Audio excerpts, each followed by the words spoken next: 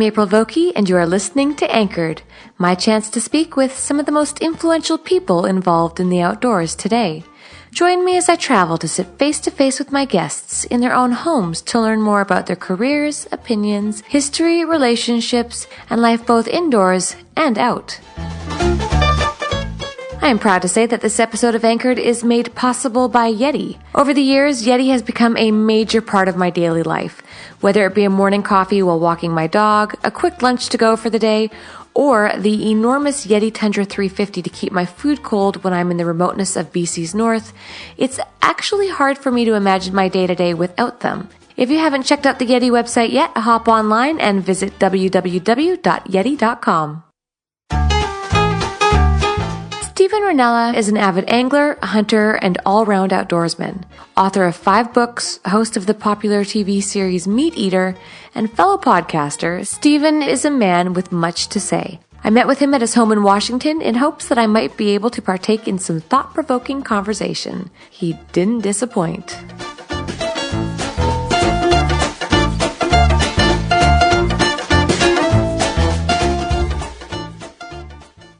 I was born in a place called Twin Lake, Michigan. So it's in Muskegon County, Michigan, western Michigan. I was about 8 miles from the Lake Michigan coastline. Did you fish when you were in Michigan or just hunt? No, man, we fished all the time. Okay. I grew up on a lake. There's 4 lakes there where I grew up. Twin Lake is kind of like a collection of lakes. If you look at it from the air, it kind of looks like the track of like a 3-toed dog. The lake in the middle is Middle Lake. When I was a little kid, all the lakes were connected by channels. And then people started getting annoyed with their basements flooding and shit like that when the water tables would get high. So they put in this big drain pipe and started sucking the lake levels down. So when I was a kid, they were all connected. We could take our kayaks, or we didn't have kayaks, and we'd take our canoes and rowboats between the different lakes. When I was real little, you could pull a water skier between the lakes. By the time I was in high school, they drained them down where the lakes were no longer connected at all. So they sucked the lake levels down. And it changed the lakes a lot, man. But they were great fishing. Like my dad's sort of like his creation myth story about why he bought the house we lived in is he went there to take a look at the house. And at the time, it was all just summer cottages around our lake. He went to take a look at the house and kind of checked out the house, and there was a boat there in the house. No one was living in the house. And so he just like took the boat out and cruised around and I can't remember.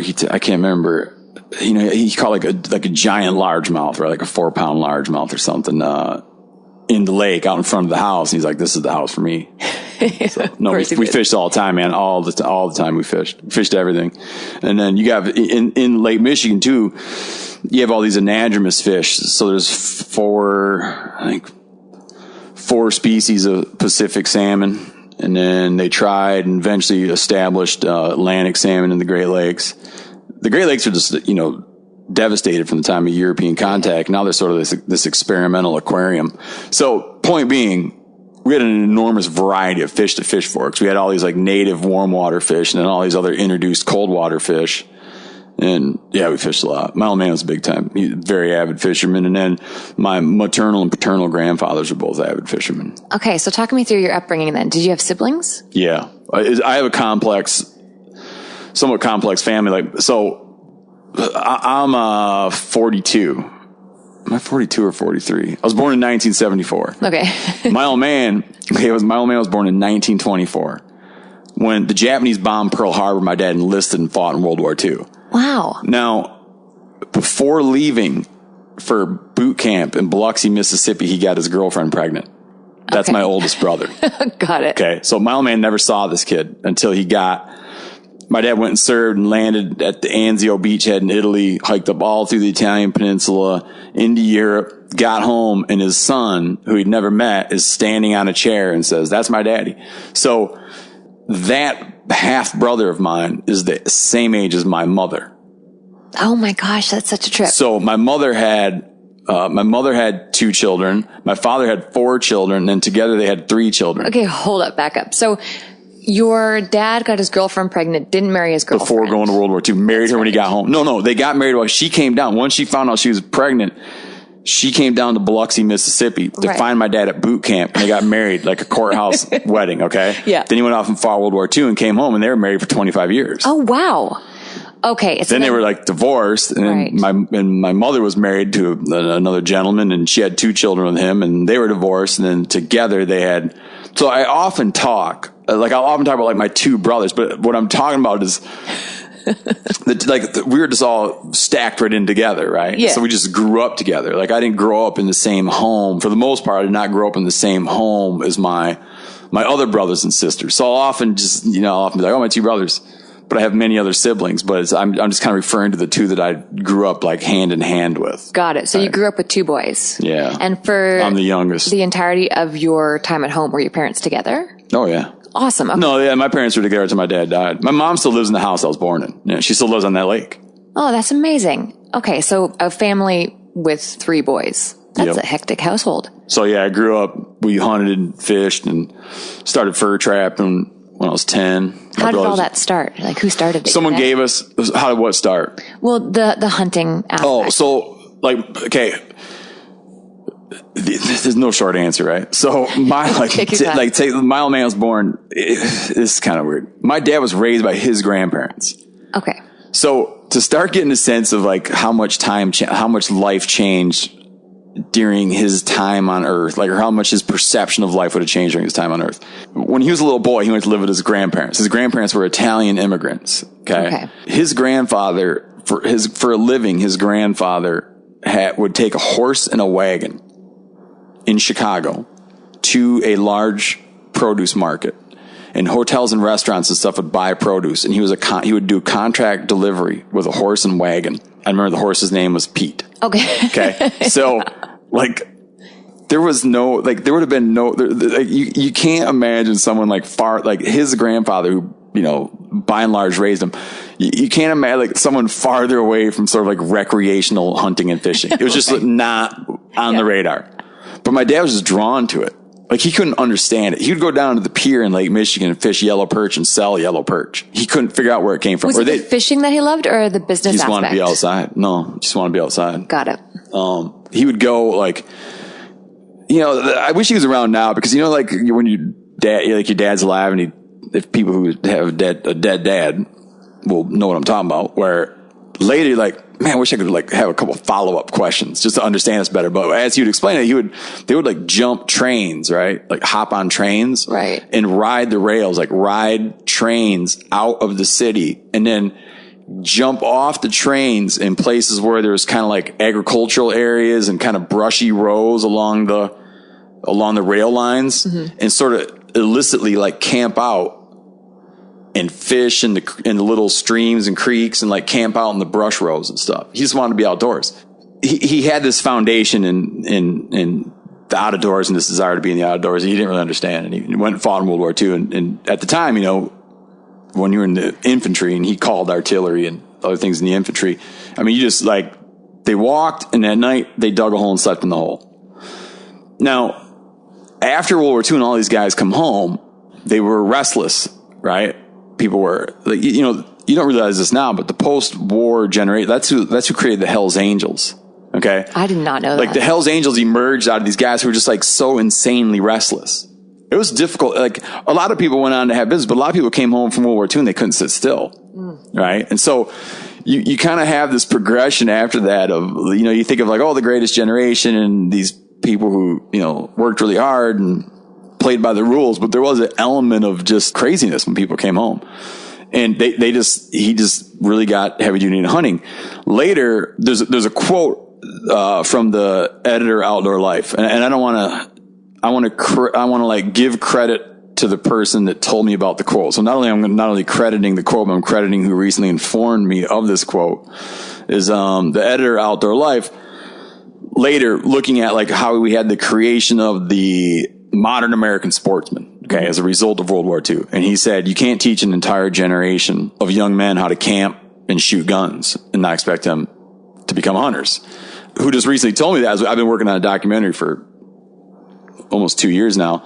As part of it, I was interviewing this environmental historian who had tracked 100 years of sporting magazines, and his name's Randall Williams, and he was telling me about this like post-war generation. And it was this great surge in hunters, and my dad was very much part of that. As you'd explain, there was no sporting goods stores back then. They just hunted in their army clothes. Like he came home and became an avid hunter, and they would wear that green wool. Mm-hmm. He talks about going across a field with a bunch of other GIs, okay, right in the years after World War II. And they're like lined up hunting rabbits in southern Illinois in a cut cornfield.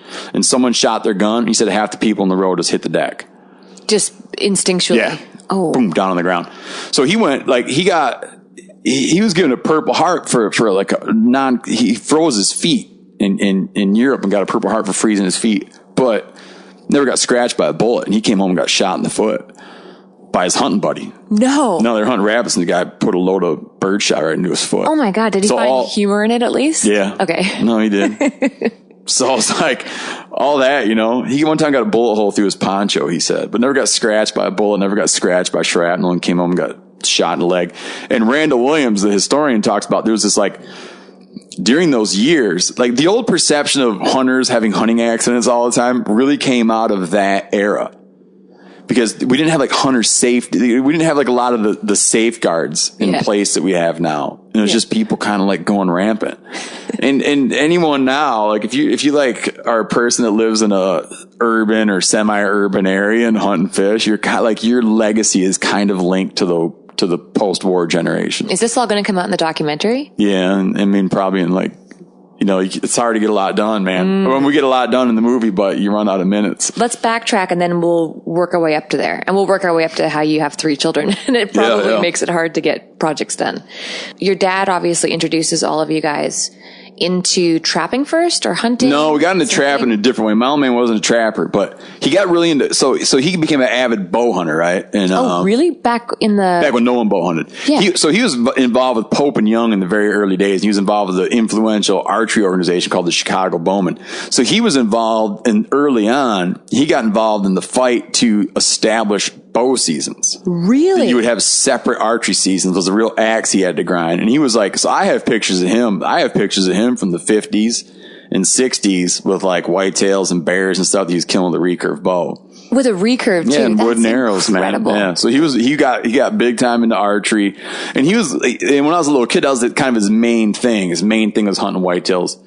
He liked to hunt whitetail deer with the bow. But we were just other than that, we were like generalist hunters, generalist fishermen.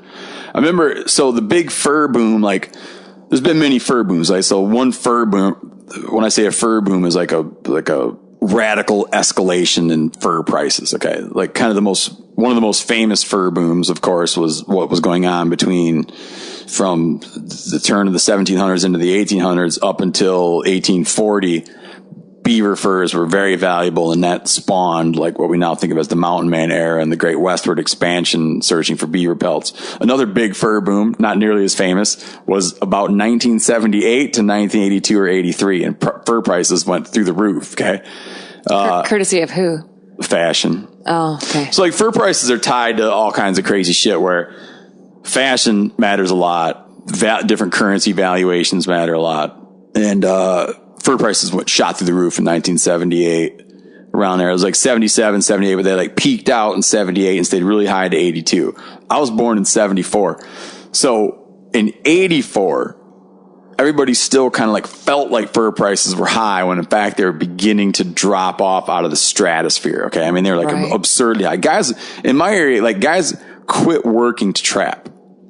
Like you could trap if you could catch a lot of muskrats. Like if you could catch, 400 or 500, 600 muskrats, and then mink, coyotes hadn't moved in yet, but mink, fox, beaver, all this other stuff. I mean, you could do good for a few months. So we were fired up about trapping. And then we went out to Colorado where my half brother was an elk guide. The brother that was born, the one I talked about that was born when my dad was going off to fight in World War II. He started a company, Estes Park Adventures in Colorado, and it was an elk guide. And we went out there and hung out with him all summer. And he gave us a half dozen Victor #1 single long springs. I have no idea what that is. So it's like, if you're going to look up like a trap in a encyclopedia, that would be the one. Okay, got it. Well, no, they would have one that had a spring on each side. Okay. So we took those 6 traps home from Colorado back to Michigan, me and my 2 brothers. And then my old man lent us, if I remember right, I think he drew up like this contract where he lent us $24, and we bought 1 dozen 110 conibears or 110 body grippers. Okay. And we started trapping muskrats. Now, was this all around the same time when hunting was starting to get a bad rep? Does the fur? No, it was like kind of a little bit before. Yeah, like hunting got like it was kind of a little bit before, because I watched the rise of like PETA, right? It was a little bit before PETA was really kind of coming out. Yeah, hunting hunting approval rates were soon to be lower than they are now. Because I think like the lowest point of just like general public approval of hunting was around in the 80s too. I could be wrong on that, but I think it was around the 80s and it hit an all-time low. And then they, and animal rights people kind of got a little bit smart and started kind of dressing up their stuff as some kind of form of environmentalism, and they sowed a confusion that still exists today. Was it warranted if there's no consumption of the animals that are being taken for fur? I mean, it's just, that's like an impossible to answer question. Like, I'm not going to tell you that it was warranted. I mean, you'd have different purposes for it. I used to sell muskrat and beaver carcasses to sled dog racers, right? But yeah, a lot of it would be used for bait. A lot of it just be disposed. I mean, you could argue, like, if you believe in nutrient recycling, it's impossible to answer. It's just like, it's so subjective, right? And I'm fascinated by all of this. Because when it comes to fishing, I can talk till I'm blue in the face about conservation, and I usually feel like I have an answer. But with hunting, I'm just so new to it. I'm learning every single time I sit down with one of you guys. Yeah. And I'm going to throw some hard questions at you because I genuinely don't have answers for them. So if you want to look, so if you're going to argue, like, what's the sort of the conservation or like the impact of trapping on wildlife conservation in the 1800s? So, like everything else, before the advent of regulations and closed seasons and bag limits, the animal that was most kind of like, I guess, the one example of a fur-bearing animal that was extirpated across a lot of its range was the beaver, and that was from from the creation of markets. Okay, so from the introduction of European market forces into Native American culture, and then later Euro-American trappers coming in as well, led to the extirpation of beavers in a lot of areas. But you're also talking about, this is when, this is the sort of the same market factors and social factors that led to, the extirpation of mountain lions in the eastern U.S., led to the extirpation of eventually, by winter of 1881-82, the extirpation of the buffalo across virtually all of its historic range in the United States and the bulk of its historic range in Canada.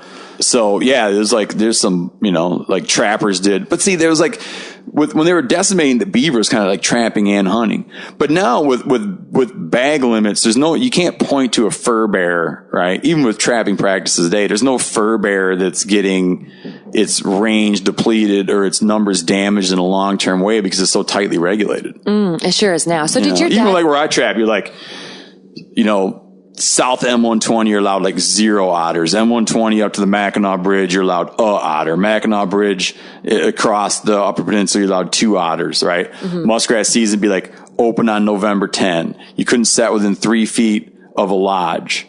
Closed on X next date. Cannot touch any fur bearer with a firearm. Can only use traps. Right. Okay. Limit of jaw size. Like check quotas. I mean, it's like very tightly, because it's just like how you'd regulate any natural resource. Now, yeah, a criticism, there's 2 big criticisms of trapping. I'm open to the idea that a reasonable person could find validity in each. Is there is an enhanced chance that the animal's going to have prolonged suffering. All right.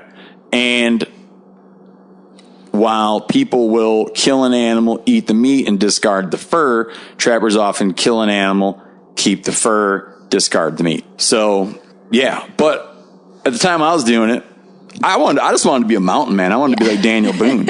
Daniel Boone was a hide hunter, and that was my draw to trapping, right? Was your dad all about conservation at that point? Was he that forward thinking, or he was still very few people were that grew. I didn't grow up around anybody that I didn't grow up around. I mean, people might listen, like people that I did grow up around might listen and think that that's harsh, but it wasn't something like, okay, to sell your fur. I don't think it sounds harsh, by the way. I think it sounds honest. Yeah, but no, because it's like, it's not.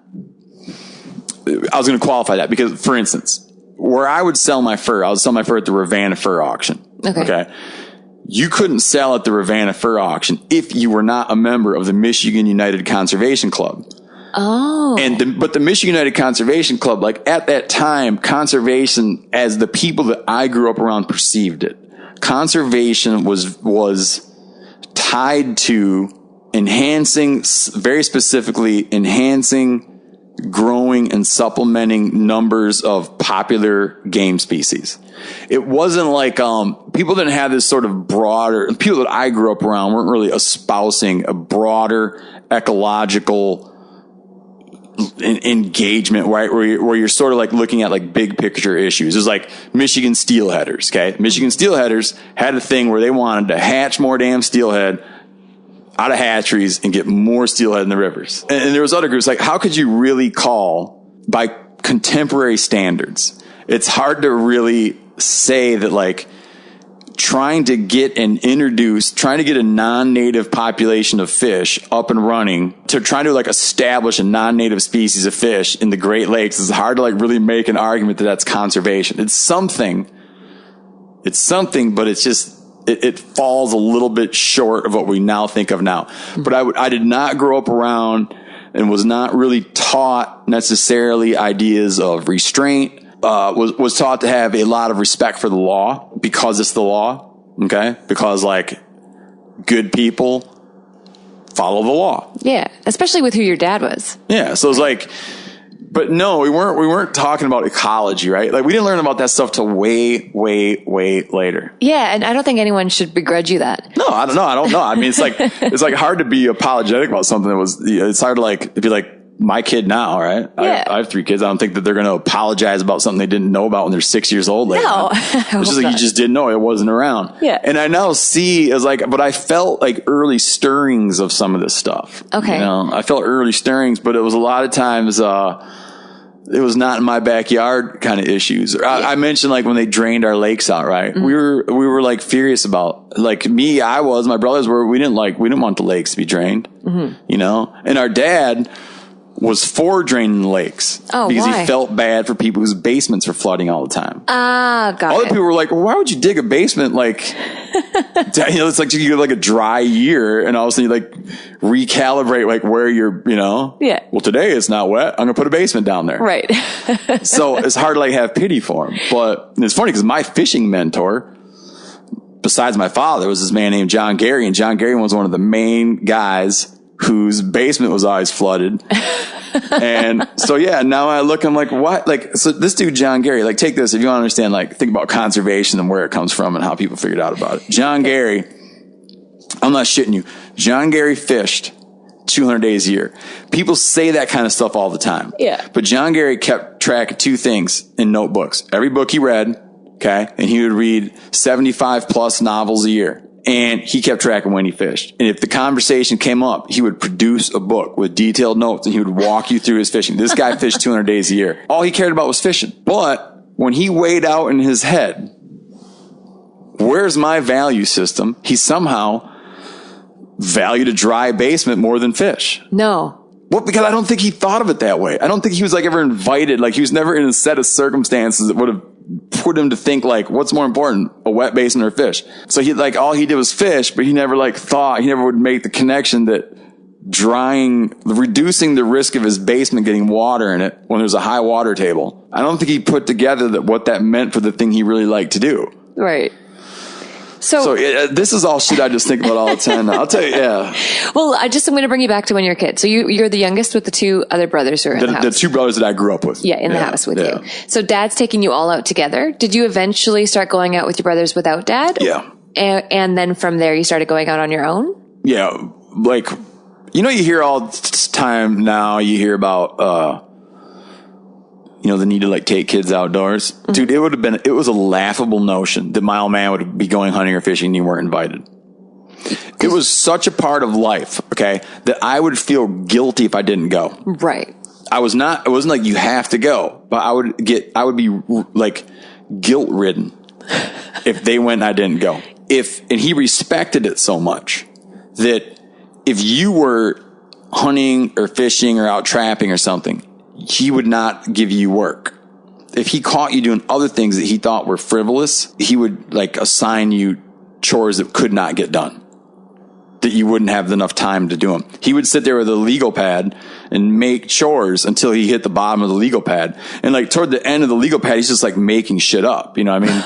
Because he's like, oh, I'm going to list just 25 lines. I'm going to think of 25 chores. There was, in that way, it was just kind of like an encouragement to do it, you know, but he really wouldn't mess with you if you were fishing. Where does John Gary come into play here? Was he friends with your dad? John Gary, he fought in World War II. And then how did you get to meet? I mean, I know he lived down the street. My middle name, everybody tells, like my dad always says that my middle name is because my Stephen John Rinella. I was named after John Gary down the beach. Okay, so your dad and John were friends. They were contemporaries. Got it. World War II veterans. That is incredible. Okay, so he really did become So he was like, when we were fishing, if our old man wasn't around and our line got tangled, we'd go to John Gary's house to untangle our line. Got it. I got the connection now. Yeah, okay. I'm happy. So I should have been clear about that. No, it's all good. Yeah, John Gary's a dude down the beach. But in talking about him and his life and the draining of the lakes and ecology, that's kind of why that's why he comes to mind often. It's got to think about that sort of contradiction, you know, the way people that I grew up with perceived conservation issues. It's interesting. Or didn't perceive conservation issues. Yeah, but it's cool because you've been able to witness, especially being immersed with two other boys in your household and your father and John, you really have seen that mentality. And then you've obviously aged and here you are today with you're experiencing what the mentality of the world is today. Yeah, my two brothers are PhD ecologists. Oh, yeah? Yeah, one's fisheries and one's grassland ecosystems. So what happened after you left high school? I mean, I'm assuming you finished. Finished high school in 1992. I was still full balls trapping. I was trying to become a professional trapper. I didn't really know what that would look like, but I had an idea of what that would look like. And I wanted to be a trapper. So was this the Daniel Boone fascination? No, by then I was very modern focused. Nostalgia, like growing up reading about Daniel Boone and Jed Smith and Simon Kenton, that got me like interested in it because I wanted to be that I lived a long time ago. Mm-hmm. Not in an antisocial way. I just thought that the stories of the mountain men are really cool. We have that in common. That literally drives me every single day. Yeah. Yeah. I wish that I was born like 200 years ago. Yeah, just to barefoot. See. I remember my dad always telling me, he said, you were born too late. You were born too late. Yeah. So, but once I got more and more into trapping, I became like very focused and very modern. Like it was like what I wanted to do. Mm-hmm. So I didn't even, all my buddies were applying to schools and I didn't apply to any kind of colleges. I went down kind of like almost too late, but not. I went down and signed up for community college. I did 2 years at Muskegon Community College. And the way I did it is I would only do the night classes. So I would go like 3 days a week, 4 days a week. No, I'd go 4 nights a week and it'd be like 6 to 9 at night. And the worst schedule would be like, sometimes I'd go like from 5 to 10 at night to go to night classes because I was trapping during the day. Yeah. So I'd run trap lines. I'd be running, 75, 80 sets. And then I would go down and do that. By that point, though, my brothers had quit trapping. So they were off and they both moved up to the UP. And then we later became very obsessive about steelhead fishing. And my brother, Danny, was the first one that really started to start just getting way into steelhead, Great Lake steelhead. Very different fish. Same damn fish, but not, right? Just different, just not way different mentality. Sure, yeah. No, they were anadromous. Oh, they were then? Yeah. Really? Come out of the Great Lakes. Okay. No, they do the same cycle. They didn't give a shit. They didn't care those freshwater. They'd go out in the Great Lakes like it was the ocean, gorge on smell, alewives and stuff like that. And then, around November, depending on water levels, October, they'd start poking their noses up in the river, kind of coming and going depending on stuff. And then, start spawning in April. Then you get runs up into early June. We just travel north with the fish. But they didn't go in the ocean. They couldn't have gone in the ocean. Not in the ocean, but they'd go out to the Great Lake. Yeah. But he started getting into that. So by then I was the only one trapping. They weren't trapping. And I even slowed down on hunting during a few of those years because I was trying so hard to become a trapper. And I'd go to trapping conventions and stuff. I was way into it. Did it pay for your school? No. Okay. No. It was so hard to make. It was hard to make You money. danced your way through school instead? It was hard to make money. I didn't spend when I was going to community college, it was $600 a semester. Oh, really? Yeah. Wow. Because I had good grades. I did good in high school. Yeah. So, and if you're in state and all this other kind of stuff, no, that didn't cost anything. I lived with my mom and dad. Then I left, I tapped out in community college, you only go 2 years. Mm-hmm. Then I moved up to the UP and did a semester at Lake State University. And then I just fell in love with school. With school? Yeah. What part of school?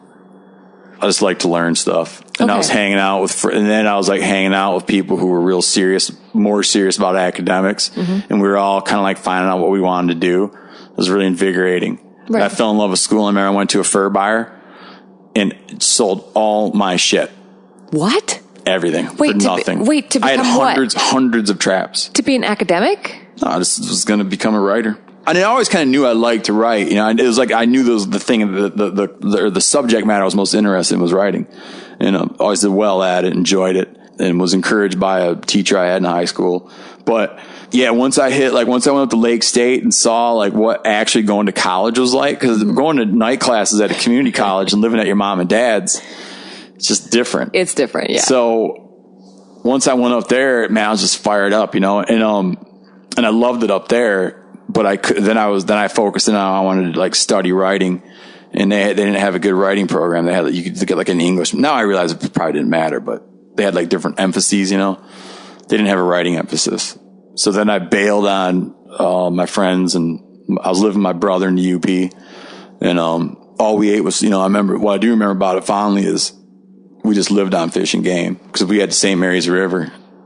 We'd buy this is pre 9/11, so you just like drive over to Canada. No one gave a shit. Yeah. They'd recognize you because you're like the guys that fish. And you'd buy like bridge passes and punch cards. we'd go over and fish for pinks and kings. Not every night. That's an exaggeration, but 3-4 times a week. We just ate fish, grouse, woodcock, shot a lot of deer with our bows, ate a lot of deer. It was a formative 4 months of my life. And God, it seems like it was like years, but it wasn't. It was just months. And then I bailed and went down to Grand Rapids, Michigan, moved down there, and then started hunting more like out toward Lansing, kind of hunting sort of my like Muskegon County, Newaygo County, Allegan County, over by Lansing, and primarily fishing the Grand, and we started fishing downtown GR very heavy for steelhead and lake trout. Cause it's funny because there is like one of the great native fish in the Great Lakes is lake trout.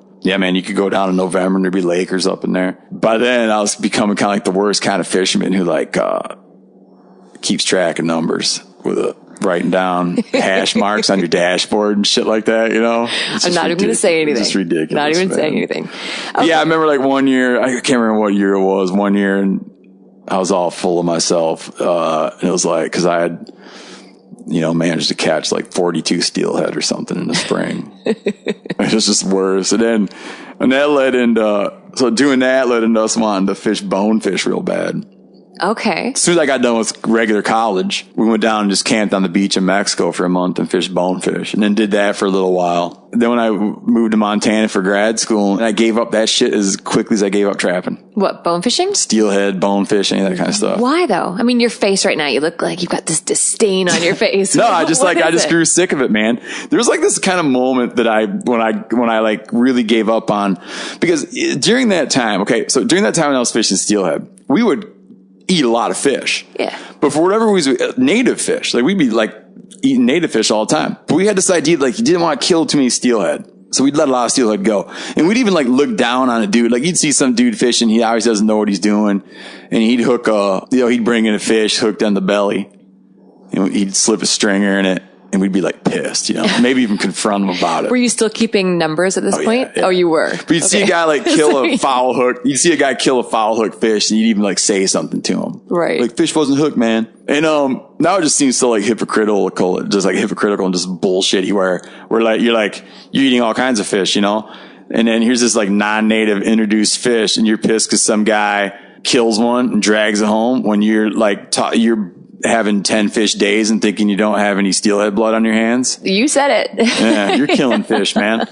Killing fish. And you know, it's funny now because now like my brother knows more about fish than, I don't want to say way more than most people. Yeah, but did you get bored because were you spin fishing for him? Did you try fly fishing? No, we fly fish for him. You were fly fishing for him.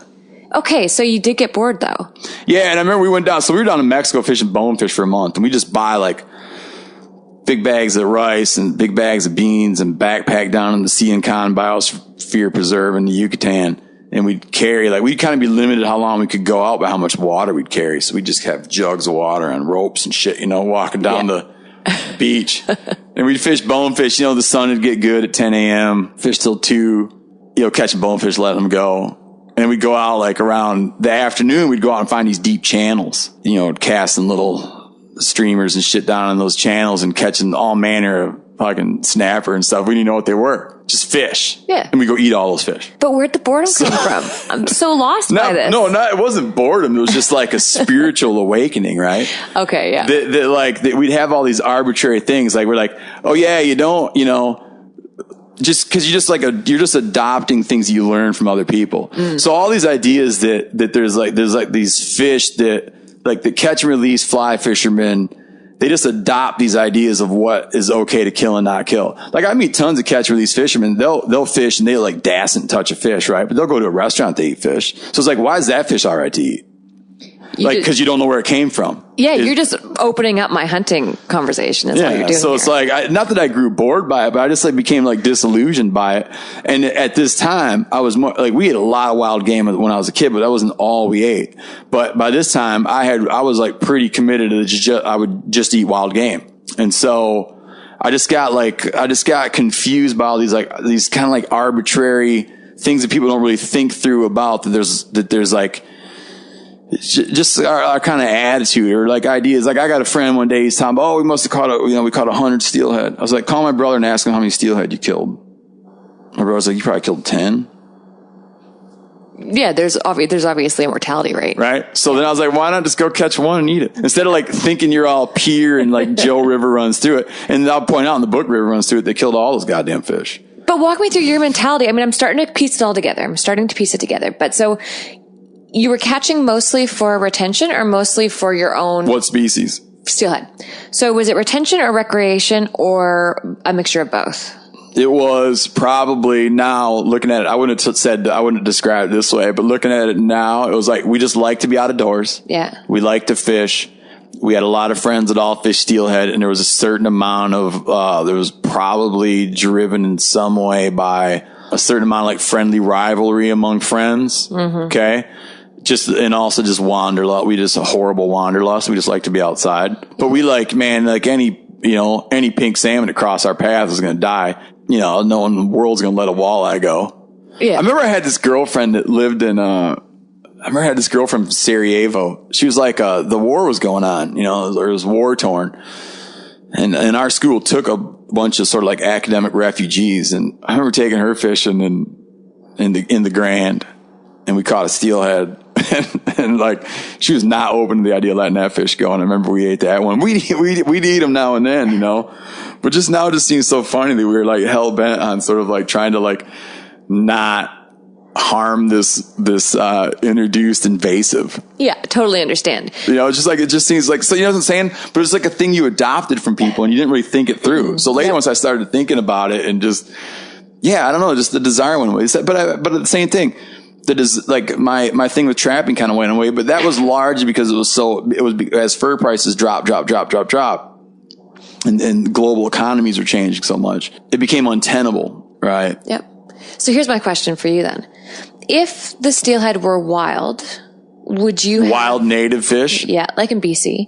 Well, I can tell you what I would say now, but I wouldn't have said at the time because walleye were wild native fish. We killed every walleye we ran into. Yeah, but could the numbers handle it, right? Could the fisheries handle it? Walleye can handle it. Right. I mean, nowadays, a lot of the fisheries with wild steelhead, they just simply can't handle it. Yeah. Is it safe then So if I had grown up on the Pacific coast and was fishing like wild-born steelhead, I don't know. I wasn't.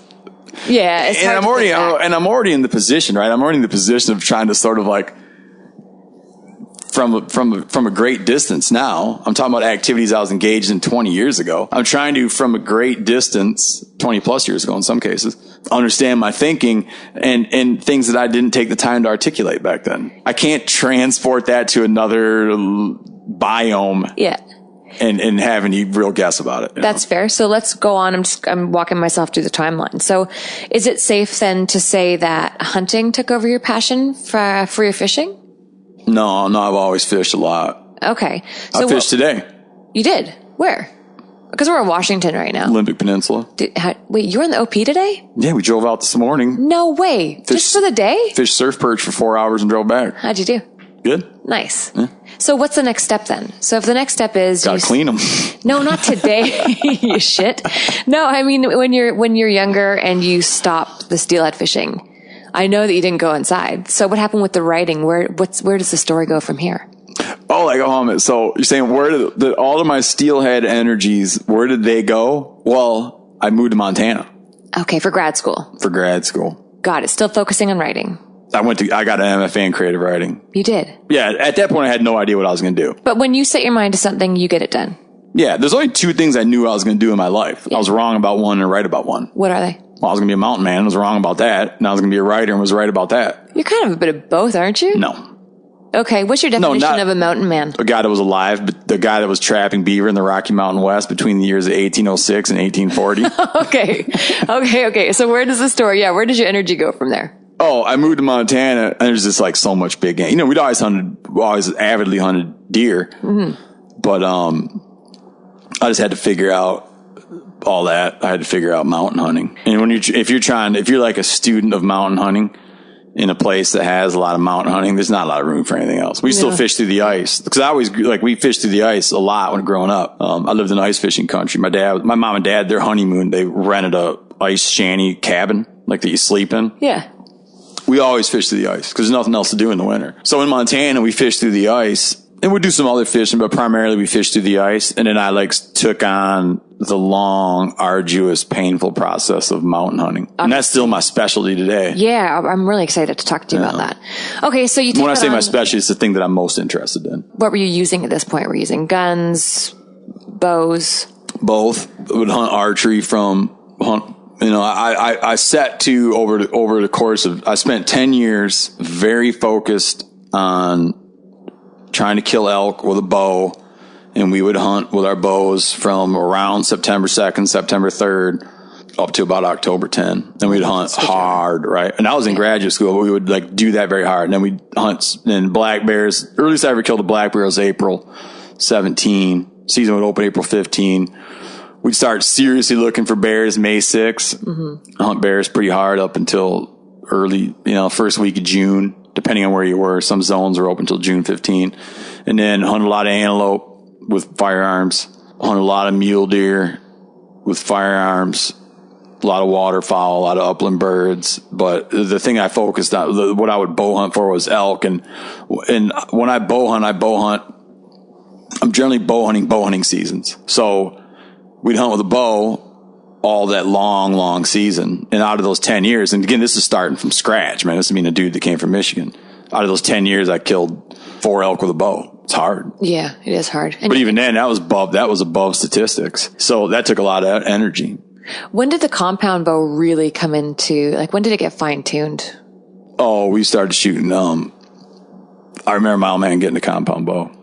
I remember being a very little kid and my dad getting his first compound. Oh, so they've been around for a while. Oh, yeah. Okay. Now, how old are you when you're in Montana at this point? I was born in 74 and moved to Montana in 96. Just finished college. Still pretty young. It took me an extra semester to finish college. Fair enough. And then I enrolled in graduate school and it took me an extra year to go through graduate school. Okay. Not married at this point? No, I didn't get married till way later. And then what about your career? I'm going to start getting into your career now. Where does that start to come into your mind? At this point, are you thinking, I think I kind of want to dive into this industry? Or were you just focused on writing? And I went to graduate school knowing I wanted to be a magazine writer. And at the time, University of Montana, it was, first off, I should point out, it was a very difficult school to get into. And I was kind of shocked that I got in there. I was offered a full ride to go to Colorado State in Fort Collins, and I had to pay to go to University of Montana. But one of my best friends and hunting and fishing buddies who we lost, who died a couple years ago, he had moved out to Montana. And I remember we were sitting in Bo Nicky's bar, man, and it was right around when, I think it was right around the time of the OJ trial, maybe. Because I feel like we were having this conversation and then we were watching that shit where he was driving around that Ford Bronco. It was some aspect of the Juice trial, right? And I was like, man, I got to go to, I said, I know I want to move to Montana, but I got to go to Colorado State. It just doesn't make any sense to pay for school and you can get paid to go to school. And he's like, dude, hunting and fishing in Colorado fucking sucks. Oh. He's like, it's so much better in Montana. He doesn't know what he's talking about, but he's just telling me this. Is that true? No, it was just like what he's telling me, like his perception, because he lived in Montana, right? It was like classic state pride, you know. He's like, oh, it's like all John Denver's down there, you know. So it was just like a funny conversation. So I'm like, yeah, you know, you're probably right. And so I just like moved to Montana. I remember I cut for money through high school and college. I cut firewood. So I'd cut firewood in summer and season it hardwoods. Like I'd cut oak and beech tops. And then over winter break, I would go sell all that wood. But I was doing millwright work right when I left. I remember I traded a Husqvarna to chainsaw, knowing I wasn't going to be cutting wood anymore. Traded a Husqvarna to chainsaw and $250 for a Ford Econoline van. And my dad helped me build a bed in that van and put in a stove and shit. And I just drove to Montana. Coming up, Stephen and I continue chatting about his career, conservation, cuisine, and my ongoing question about ethics. Again, thank you to Yeti for their support. Head on over to www.yeti.com and check out the Hopper, built for those adventures where you just want to grab your gear and go. It's the original 100% leak-proof, ice-for-days portable cooler.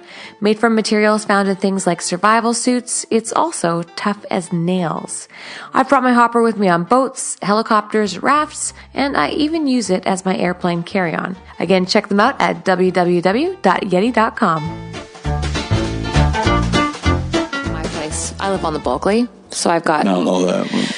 Do you know where Smithers is? Mm-hmm. So I've got 20 acres just on the river up there, and there's nothing there. I lived in a wall tent for the last few years, and then an ice storm took it down, so I put in this little cabin thing. But that's my every morning I wake up and I fish for a sight, and then I go get grouse, and on my way to go get grouse, I go and I get all my wood, and it's the same thing. So where all the guys have come in and taken put all the big phone lines. Yeah. I just go and I clean up, and it's great, surreal because they take all the stuff they want, but it's perfect for what I need, right? Yeah. And I mean, it's all laying like this, so it's all gridded anyway for me. It's gridded. It's a good word for it. So talk to me about the first time that you made money in the outdoor industry. Then, I mean, you've made money through trapping, obviously, and you made money with wood. That's technically and then I worked for many places, like on and off jobs. And my friend Ronnie Bame, he was a millwright and worked for him and doing labor. He installed material handling equipment, and I would work for him. I just had like a patchwork of things I would do, right, and just ways I could make money.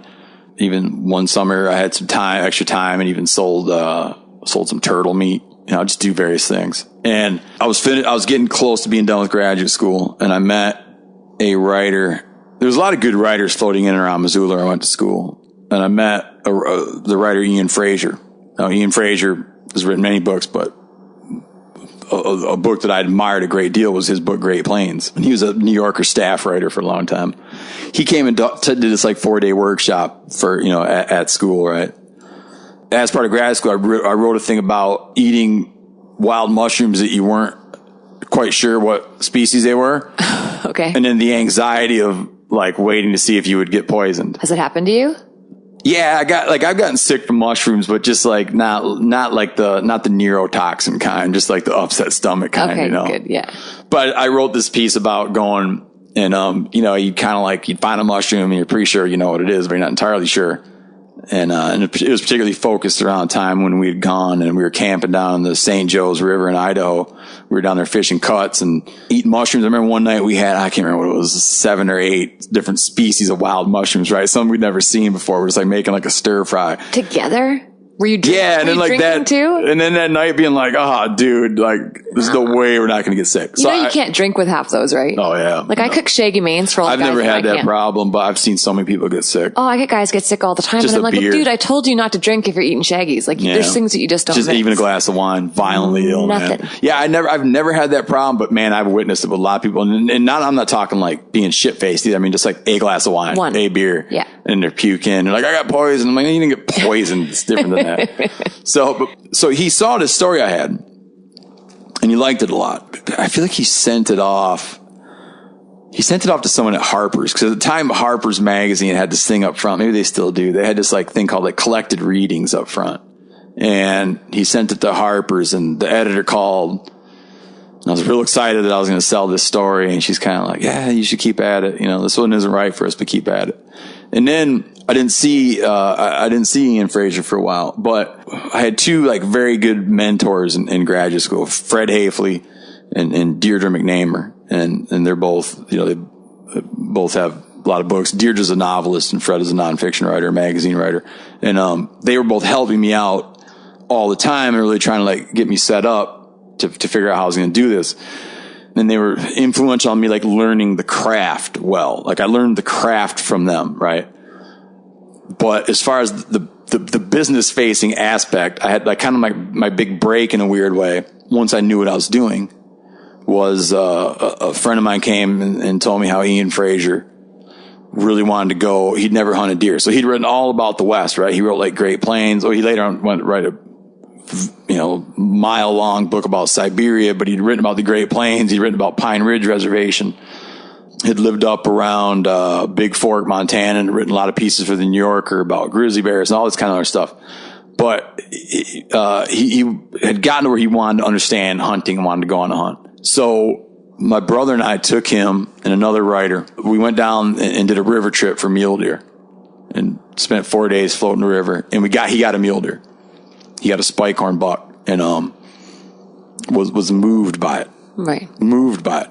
And I remember we got to the takeout and I don't know how it came up, but I was kind of like facing the end of graduate school and no real idea what I was going to do. And I knew that there's no way I was going to accept any other outcome besides like being a writer. And I don't know what happened, but he kind of like, took some kind of pity on me, or we'd spent some time together and he kind of maybe understood where I was coming or what I needed. At this point, I was kind of most excited about a piece I wrote where when I was living in Sault Ste. Marie, there's a hydroelectric dam there. The Sue Edison, Sue Edison's a power company. And what they do is they peel some water off of the St. Mary's River and run it down a grade that kind of runs through town, do like a hydroelectric canal and run it into this big thing that has like 40 some turbines and it spills back into the St. Mary's. And this hydroelectric canal would get a lot of mayflies would hatch in the hydroelectric canal. And where that thing dumped back into the St. Mary's, fish would just stack up in the turbines. Mm-hmm. Okay. And there was, for whatever reason, because the flows were different. I'll tell you an interesting story about this dam too, and I'm done with this. But the flows were different or something because it was like turbine number 27 and turbine number 28 were very, very good for Great Lakes whitefish. Okay. So it was a lot of competition to get those turbines. Okay. Yeah. And my brother and our buddy Matt Drost kind of pioneered this idea of that you just go to the bar till the bar closed and then just get in your boat at 2 a.m. Okay, yeah. Because old men don't get up till 5, Stick right? spot, yeah. Get in your boat at 2 a.m. and we would go and there was these like concrete anchor studs into the tops of the turbines. Mm-hmm. And we would pull our boat into the turbine and it'd be warm in there. Like the air temperature's warm in there. And we would just tie off to the stud and just sleep in sleeping bags in a rowboat. And then the old men, when they'd get up, they'd go nosing in there and you'd be in there sleeping there. They would have hated you. Oh, yeah, they'd be pissed. So then we'd back out and you just cast little flies up into and we'd tip them with maggots up into the turbine and drift it back. And you'd be hooking fish right under your boots, you know what I mean? And sometimes steelhead too. And I wrote a story about this. And he sent it to the woman who's been my editor outside. He sent it to Mary Turner in spring of 2000.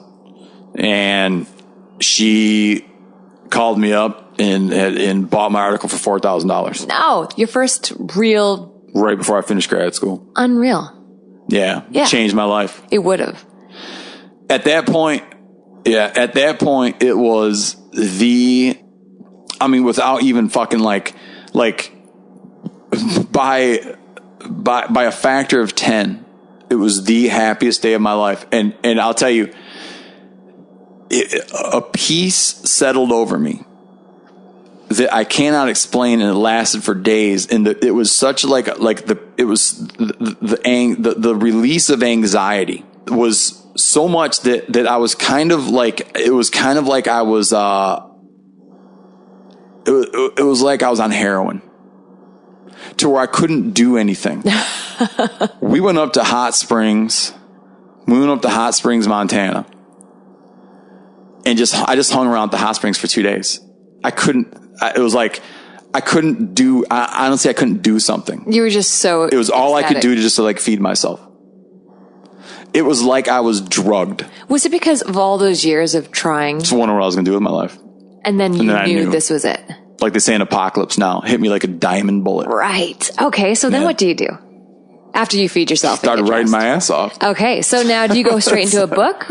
Did you write your first book at this point? No, it took me a while to write a book. I didn't publish my first book till 2004 or 5. What was it called? The Scavengers Guide to Haute Cuisine. And it was an expansion. Well, expansion is not quite the right word, but it was a major expansion of a magazine article that I wrote for Outside. Oh, okay. Was it focused on cuisine? Yeah. It was like my friend, the novelist Deirdre McNamara, gave me a copy of a very old cookbook that she found called Le Guide Culinary by Scaffier. So earlier I mentioned Apocalypse Now, like the diamond bullet. Okay. If you're a fan of Apocalypse Now, and you ought to be, you know, the chef that wants to go find mangoes and they get off the boat and go in the jungle to find mangoes and get like attacked by the tiger. And the chef comes back. He's like, never get off the boat. While they are going into the jungle to look for mangoes, he says that he was the saucier at a restaurant and talks about like the tradition of Escoffier. If you've ever heard of Melba toast or peach Melba or Grand Marnier or the Ritz hotels, like Ritz-Carlton hotels, Ritz was the hotelier. Escoffier was Ritz's chef. Oh. So he was the one, he's credited with codifying French high cuisine. So there's always been a tradition of French high cuisine, but he sat down in 1903 and published a 5,000 recipe compendium. And he's like the one that like wrote down the principles of French haute cuisine. Huh. Escoffier. She finds this old book from 1903. Right. I mean, hers wasn't published in 1903. It's been reprinted many times. But it was an old version. It was like a 1954 version of Escoffier's book, which was originally published in French in 1903. And I get to looking through it, and it's like insane shit that no one is eating. Okay. Like what? What's an example? Fish semen, street pigeons, crayfish, pig bladders, trotters, like the wild game. There's hundreds and hundreds and hundreds of wild game recipes in it. Right. Because they like, eating wild game in Europe in a commercial sense is like a lot different than here in North America, because in Europe, they don't have the kind of game laws that have made it, when you own land in Europe, you own the animals on it. It's a really shitty system. And our systems are kind of a repudiation of the European system, which favored the aristocracy and the landed. But wild game is like much more of a staple in Europe, and certainly was during Escoffier's time. Everything like diamondback terrapins, he's got recipes for shit that was extinct, that later became extinct. And I remember looking through it and being like, man, the only way now that you're going to cook the food he cooked would be that if you hunted and fished. Because you're not going to buy the stuff.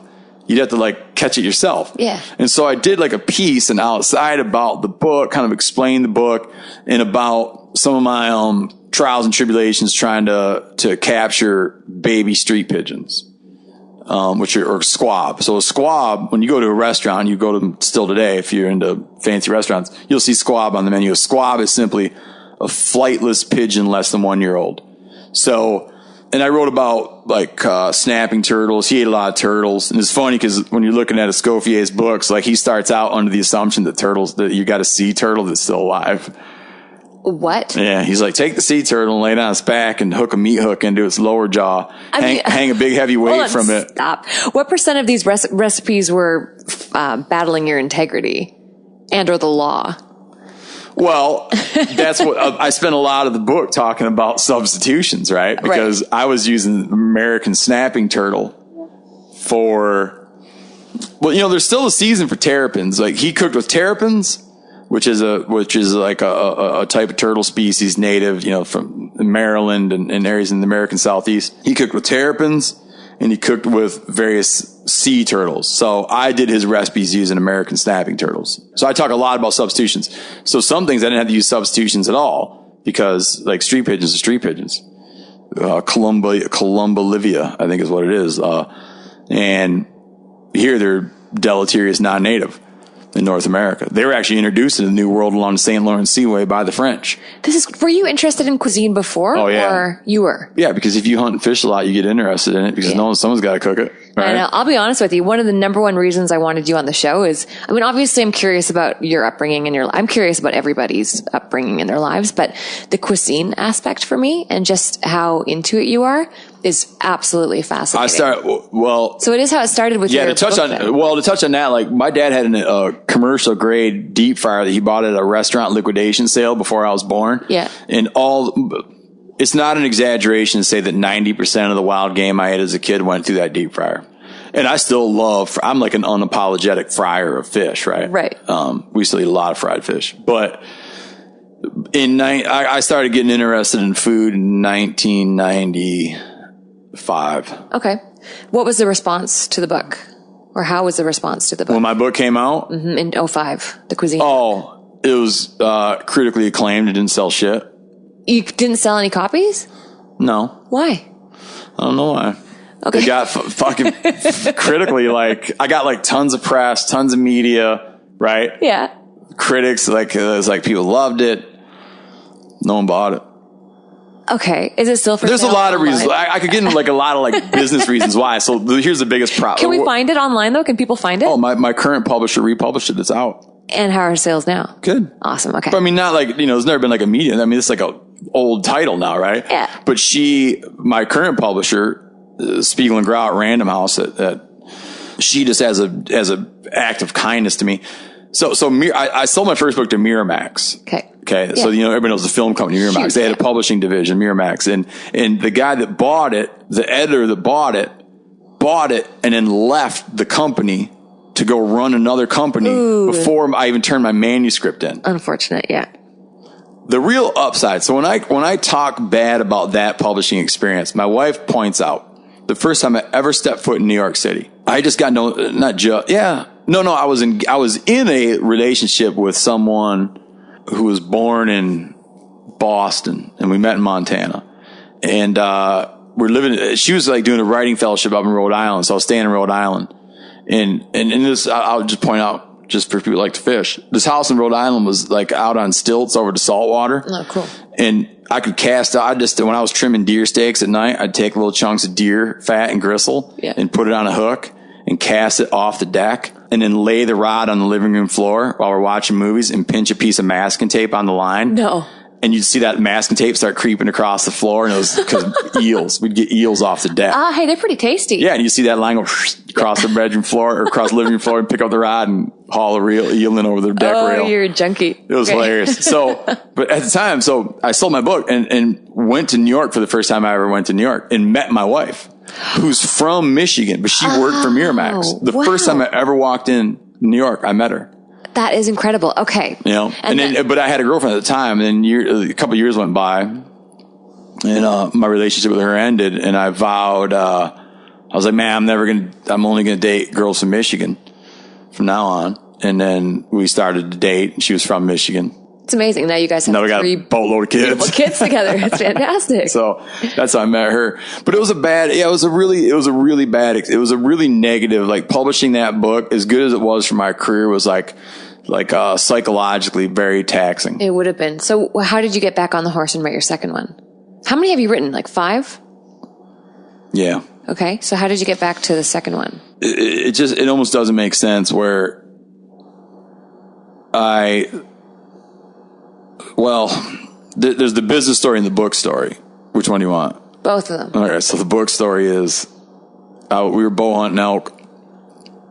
And we were pretty high up in the mountain. We were like 9,500 feet above sea level in southwest Montana. And I was bow hunting for elk with my 2 brothers. My one brother lived in Alaska, and one of my brothers lived with me in Montana. And the Alaska one was down to hunt with us. And I was walking behind those guys, and I saw my brother in front of me kick the ground. Like he kicked at something, nudged something with his boot as he's walking. Like if you're walking, but you kind of like nudge something. Mm-hmm. And when I get up, I was like, what? I tried to look to see what he was booting at as he walked by, and I see this like circle of bone sticking out of the ground. It was like a hole. It was like a bone hole, looked like an eye socket. And I kicked that too. It was just rock solid, right? Right. So I stopped and started digging. I dug up a buffalo skull. Oh, cool. Yeah. And it was obviously very old, right? And there hadn't been buffalo living there since when Theodore Roosevelt came out and tried to kill his second buffalo. It wasn't that far from there, actually. But there hadn't been buffalo roaming in that area for a long, long, long time. 100 plus years. Right. So I took that skull and just started doing a lot of research on the area and skulls and the animal. I later had I had it radiocarbon dated, and I took it to Oxford University, in England, to have a genetic line pulled from it. Wow. And I got pretty interested in this skull. Yeah. I have it upstairs. And then I knew I was going to write something about that shit. I knew I was going to write something about buffalo. Mm-hmm. And then it happened to be that then I drew a tag for the Copper River buffalo, or, when I say buffalo, I'm talking about bison, American buffalo. People have been calling them buffalo way longer than they've been calling them bison. But I drew a tag for the Copper River hunt in Alaska. The year I drew it, they gave out 24 tags. You have about 9 months to hunt. And when you draw the tag, they send you a letter in the mail being like, you're basically screwed. It's like a very difficult hunt. They kind of they try to it sounds like they want to discourage you.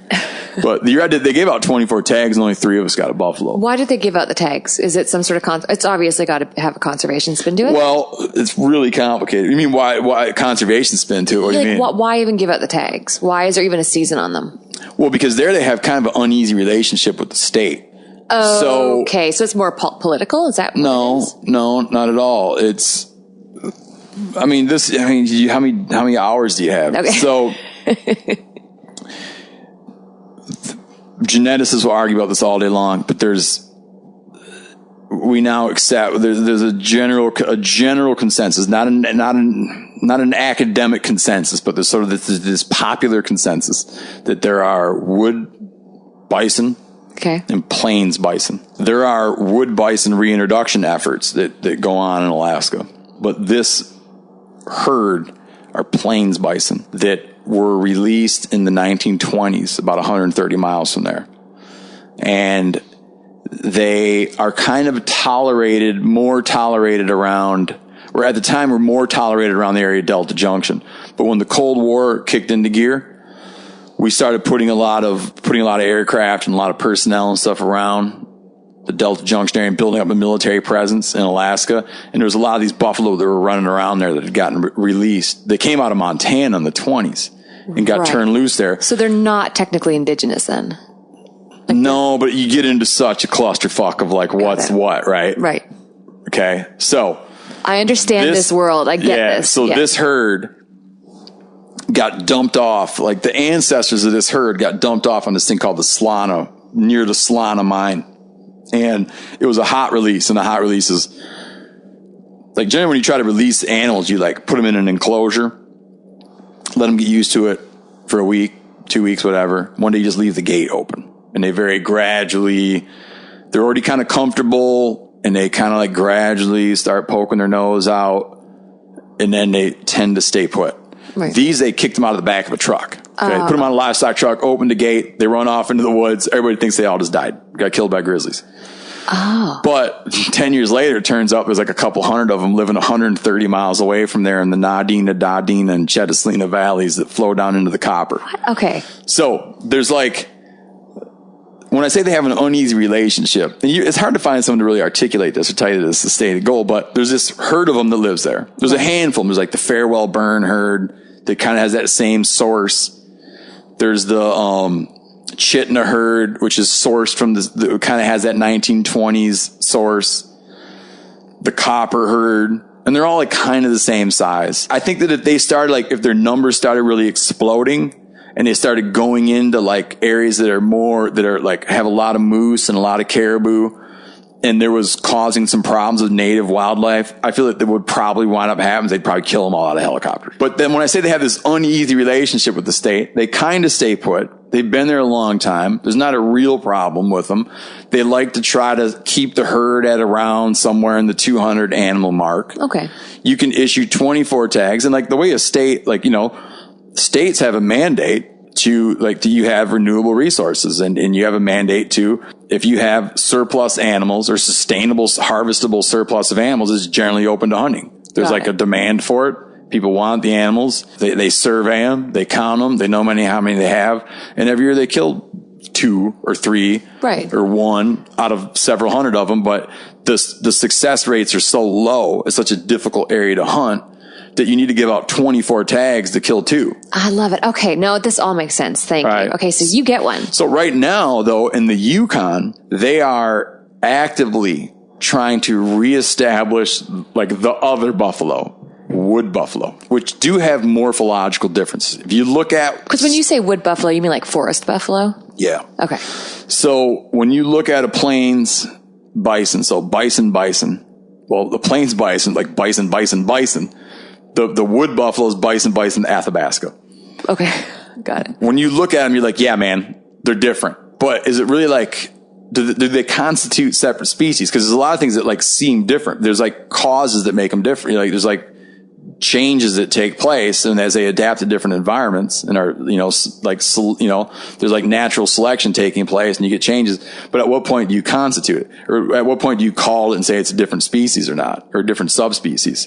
So in taxonomy, as my brother puts it, who's involved with taxonomy in a very detailed way, he's like, you have lumpers and splitters, meaning you have people who tend to see the same species.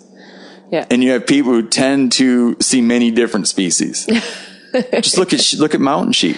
Look at steelhead. Look at you talking about Michigan steelhead. God, tell it to a BC person that it's a steelhead. Yeah. Yeah, exactly. So you got like, if you look at mountain sheep, you got like, the Audubon, desert, Rocky. It takes a trained eye to tell that shit apart. Totally. So that's a splitter. Well, yeah, that's a splitter. Got it. Turkeys. How many people talk? Okay, I hold the prestigious honor of holding like a turkey grand slam. Right. Meaning I've killed Osceola, Rio, Miriam's, Eastern, and Gould. There's some taxonomists who say you killed 5 turkeys. Okay. All that shit's just make believe. Right. Like they have little color differences. Same damn bird. Other people would be like, these are like very different. It's a grand slam. Turkey grand slam. But what happens when you get your tag in Alaska? I went up and hunted it and got it. Oh, I thought you... Okay. Then I knew, no. Book. We're out of... Yeah, so I wrote my book, my first book, didn't do well. Found the buffalo skull. And I was like, I'm going to find a way to write a book about this. Right. But I needed like a thing, right? I needed something bigger than that. Yeah. Drew the Copper River buffalo tag. So once I drew that tag, I knew I had a book. So then I started working my ass off on this book and did the hunt and killed the buffalo and had kind of an amazing set of adventures. And then I spent 2 years researching that book. And what was that book called? American Buffalo in Search of a Lost Icon. So was that your first real big one then? Yeah, it did good. Okay. Because I was stalking you on the internet the other day. And that got like, did a great job. Like San Francisco Chronicle named it like one of the best 50 books. And, no, it was cool. But my current publisher, who I'm still with, she didn't care. Like she knew, like she looked at my first book and thought, I guess she looked at it. I mean, she just thought it was a good book that didn't sell well. And then when I approached them about doing my Buffalo book, I pulled off a feat that doesn't often get pulled off, where I actually like sold that book for more money than my first book. Usually if you sell like a book for a good amount of money and it sucks, or not that it sucks, just doesn't do good, they usually kind of pull the plug on you, man. Yeah. But I got like a second chance and then did that book. And by that point, now I can just do books. Meateater. Tell me about that. And how did you get the name? Dun, dun, dun. Well, people always think it's like, oh yeah, you like to eat meat. It was like, when you're reading books about dinosaurs with your kids, or you don't have kids, but if one sits down and reads, and kids like go through a phase they want to read about dinosaurs, and that's what they want to read about. Yeah. And like the books always describe dinosaurs as like, this dinosaur is a meat eater. And I'm always just like, what I mean? It's like, it's just funny, like T-Rex, the greatest of all meat eaters. Right. I actually never thought about that. So I was just like that term, when you're reading like animal books where it like calls like the polar bear is a mighty meat eater. Yeah. And I always thought, meat eater, that's cool, man.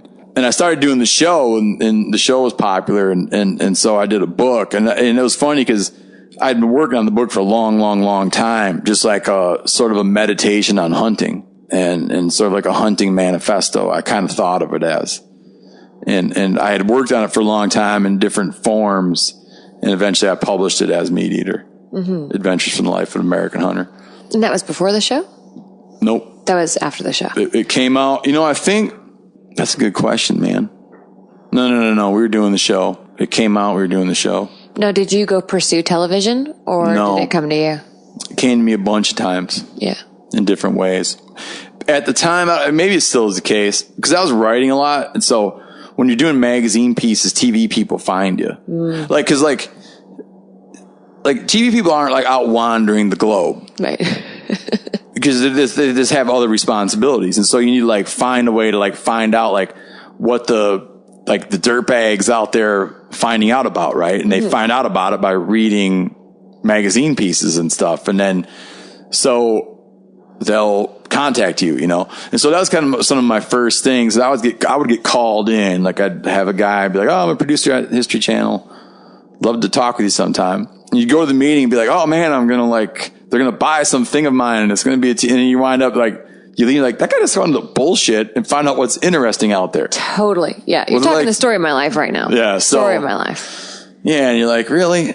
But eventually I fell in with, after some different development things and optioning some things, I fell in with the production company that I'm 0.0 Production in New York. And, we've been in a relationship forever. What feels like forever. We've been working together for a long time, man. Well, you're 6 seasons in. Is that what I read? Yeah. And we did, some other pilot projects before that and did another 8-part series. And then now we've made almost 100 or maybe 100 plus Meateater episodes. Mm-hmm. And what's the concept of the show if you had to describe it to someone who hadn't seen it? Well, it's a show about hunting and fishing and wild foods and just the culture of hunting, the culture of fishing.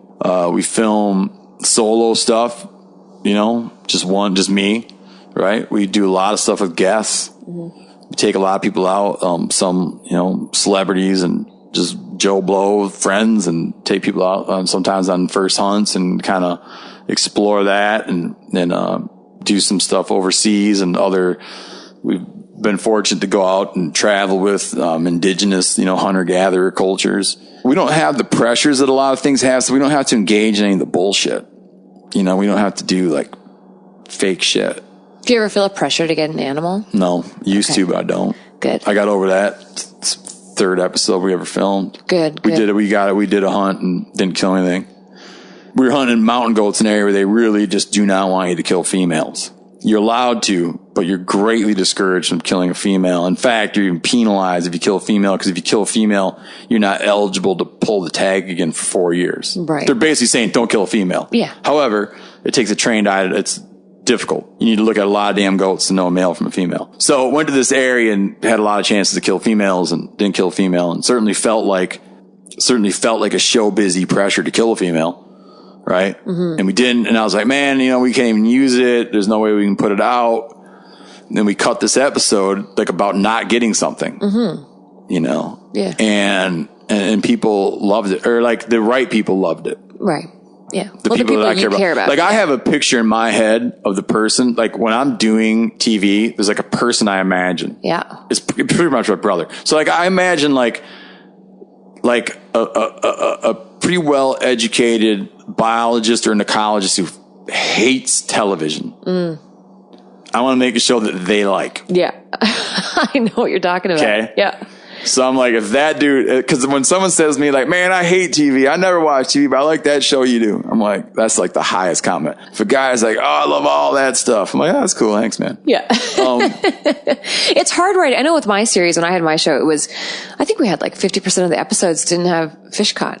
Yeah. And, but that's a high percentage. But there's some of my favorite episodes. I mean, there's always history and there's maybe it's not 50%, but it sure shit felt like it when there's one fish being caught, right? Yeah. Then I'd hear the people who are complaining and I go, well, to be fair, you guys are also watching like Billy Bob Bass shows all day long. And there's nothing wrong with that. But some dude catches 90 of them out of some lake in Florida. The people who are reaching out to me, are the people who really love the show are people I really respect. So to me, that was all that mattered. Right? I remember getting an email from a guy when I was worried about it, kind of like shortly after I was worried about it, getting an email from a guy. He's like, I have enough failure in my life as it is. I don't need to see it on TV. Oh, burn.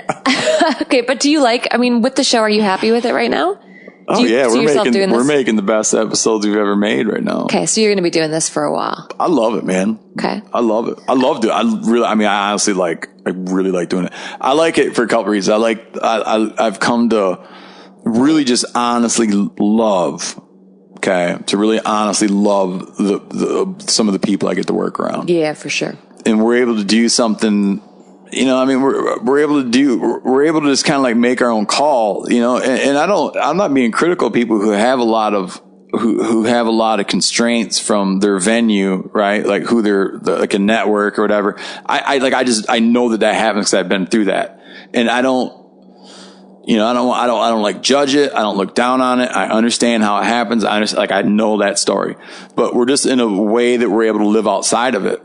We own our own content, like we own everything we've ever done, right? We don't get notes. We don't get like network notes.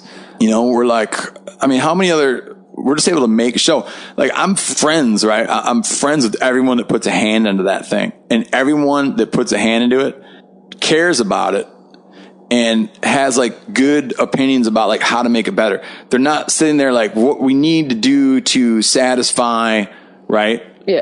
Some outside force. It's just like, what would make it like as good as we could make it? Like outside of, sure, we have things to deal with like budgets and time and all that, but we don't have like other things. We don't have other noise influences. And now like you can go, our show's up on Netflix. There's not many shows that are on Netflix that are coming out of what I would call such like a pure set of circumstances. Mm-hmm. Totally agree.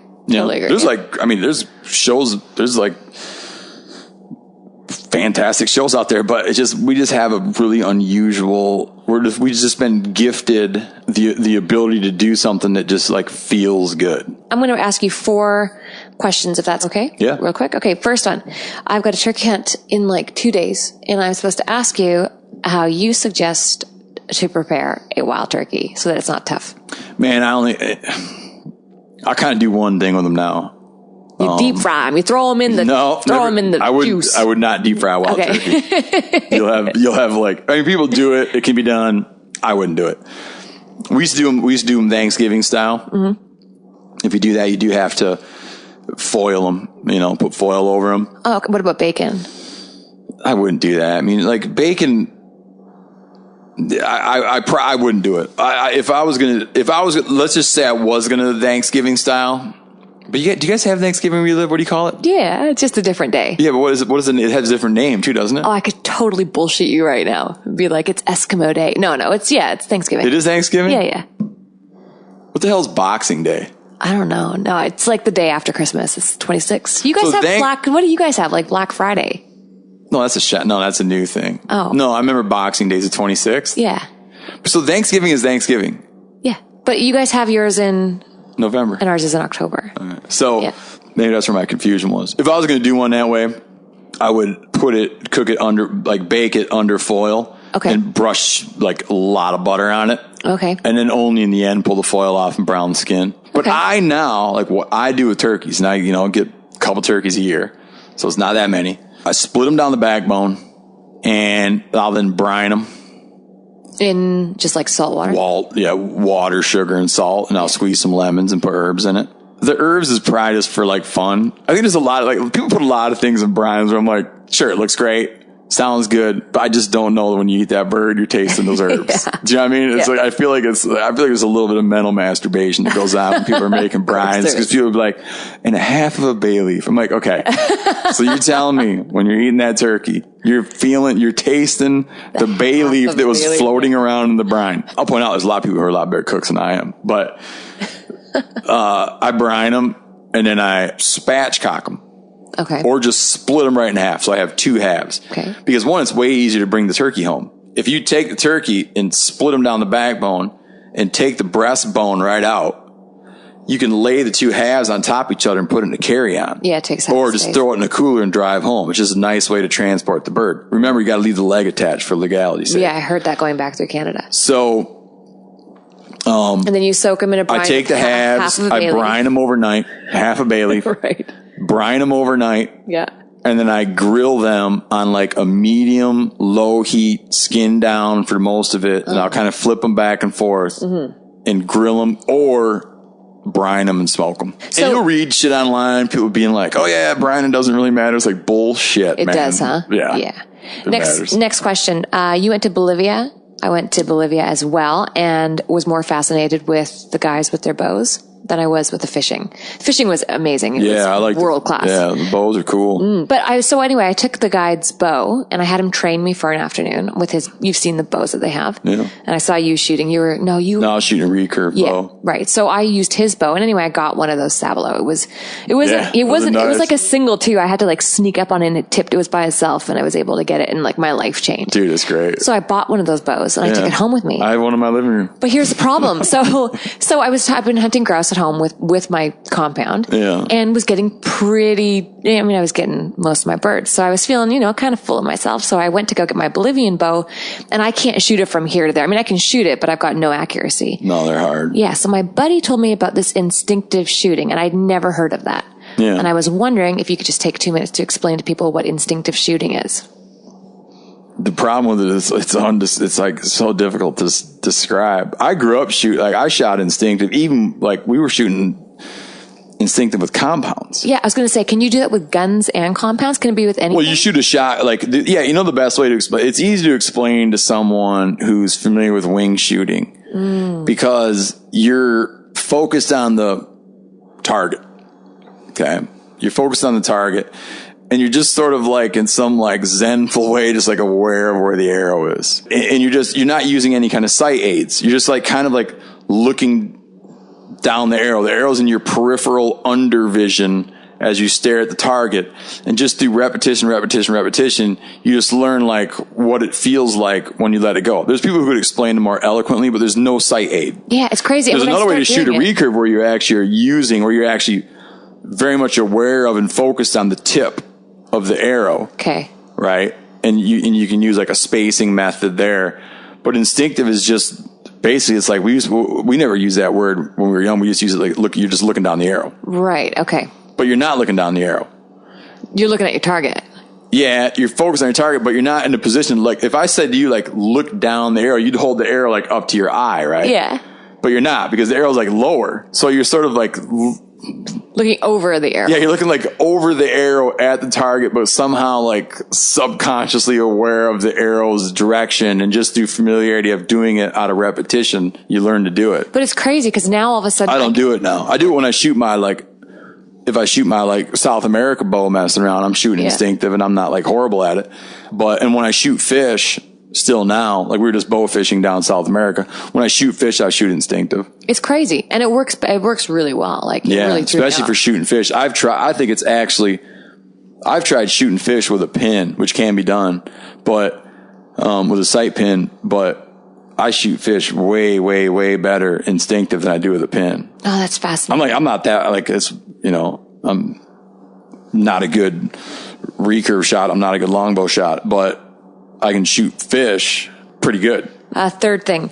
This is a controversial one, but I'm going to ask you anyway, and I'm going to ask all my guests this. Shooting ethics. If you can get 20 yards to an animal with a gun versus 20 yards to an animal with a bow, is it more ethical to shoot with the gun? It's impossible to answer, because what are you counting on? Are you counting animal suffering?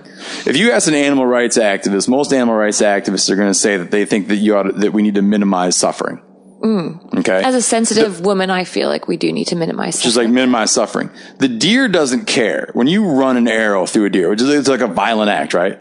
Basically, you're bleeding it to death. When you kill something with a bow, what's typically happening is you're typically causing it to hemorrhage and bleed to death. If your goal was to minimize suffering, once you put an arrow into a sentient animal and you are doing it with the intent of causing it to hemorrhage and bleed to death, the deer doesn't care what's in your heart. The deer doesn't care how far away you were. The deer doesn't give a shit about any of this, right? It's like you've you've mortally wounded it. It fucking, why would it care? It doesn't. And that's what I always say. No, so it's like, when I argue so this when you with say my parents, what's most ethical, how do you define ethics? If you define ethics from the perspective of animal suffering, it's far more humane to shoot it with a firearm that carries with it a tremendous amount of force, causes something called hydrostatic shock, and kills the animal much more quickly. It does. Okay, so that's what I was trying to talk about with dude, are you kidding me? So like, let's say you're going to kill me right now, and I had a choice. Like, let's say, April, look, you're going to die. You're going to die. Yeah, and I could take an arrow and poke you in the lung with it, and then you'd run around all over the garage and bleed out. Or I'd shoot you with a gun, you'd die within a half a second. I'd rather die right away.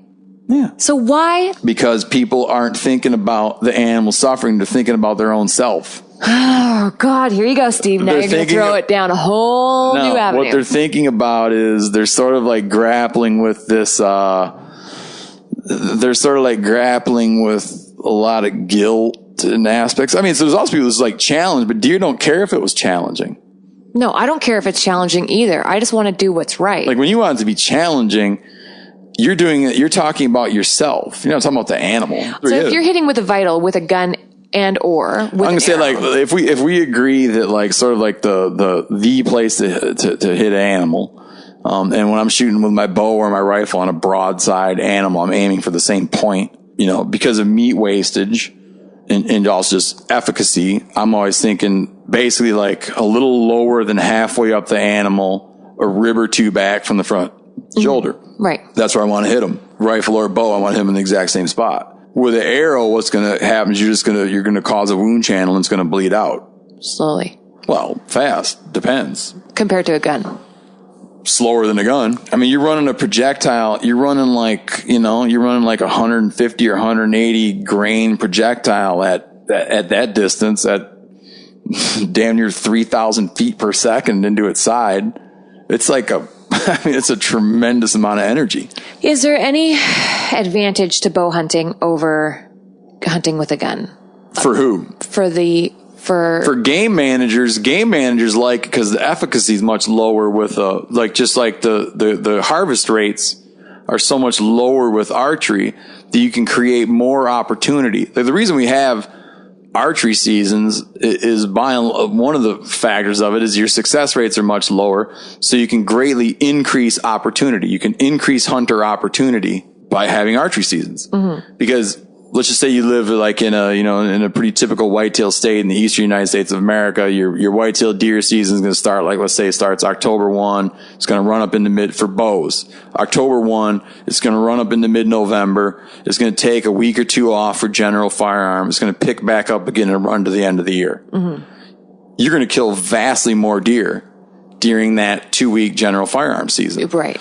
But you're increasing hunter opportunity and hunter days of field tremendously through the bow seasons, but their rate of harvest isn't as high. Okay, so that's the advantage for the deer then. So for the deer no, because they already know how many deer they can afford to kill. Your game managers already have an idea of what a harvest rate is. I guess my brain's just stuck on the suffering. I didn't realize till just right now that it's stuck on the suffering thing. So it does have less suffering with a gun. If you're a person, you're just sitting there thinking that I don't care about my own spiritual concerns. I don't care about social pressures. I don't care about like creating the facade of challenge. And you just are like, I want to eat an animal and I want to reduce that animal's suffering. What I would suggest to you, and I'm like motivated by that, but that's not the only concerns I have in my head.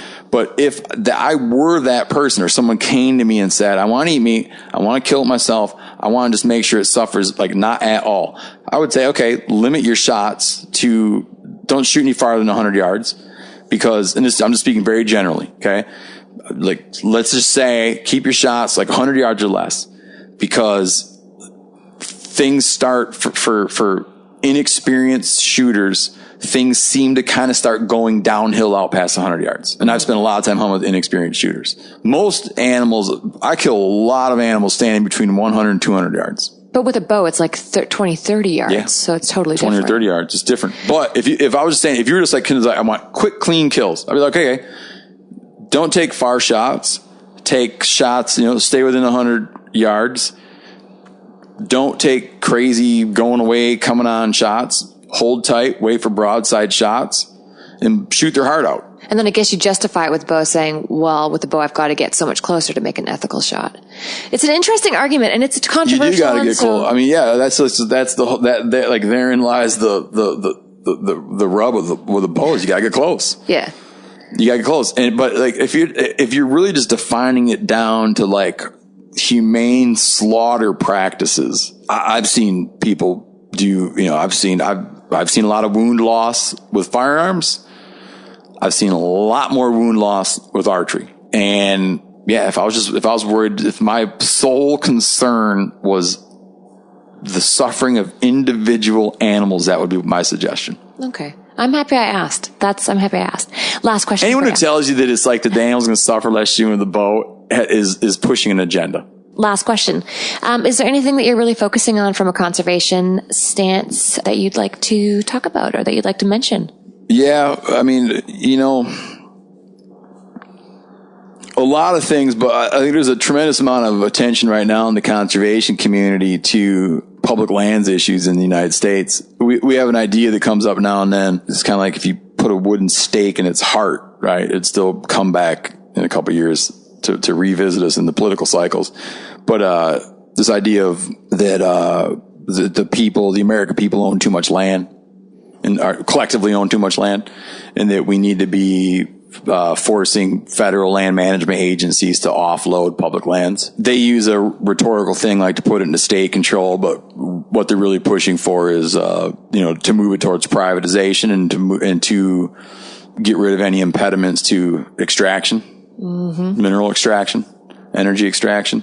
And so their motivation is just making money on public land, taking our public lands and putting them into private hands where they can make money. And it's a real issue right now. We've been dealing with it on this current iteration. We've been dealing on it for a couple of years now, and it's really absorbed a lot of attention from a lot of groups that look at many, many different issues, but they've kind of coalesced around this issue because it's the most pressing thing right now. So I've been spending a lot of energy on that, and I'm starting to feel that it's a really important battle, but I worry about some things that maybe aren't being talked about right now because we're being put into a situation where we have to spend so much time on this issue. Okay. But yeah, it's like it's been when it comes to conservation issues for the last 2 years, I feel like it's the only thing that anybody's able to talk about. Well, I'm going to let you get back to your Easter here. Thank you. Anything that you would like to add or ask me? No, this is great. You ask good questions. A lot of stuff I haven't talked about in a long time. Thanks for sharing your life with us. Yeah. And that concludes this episode of Anchored. Thank you so much for listening. Please leave a review about Anchored on iTunes.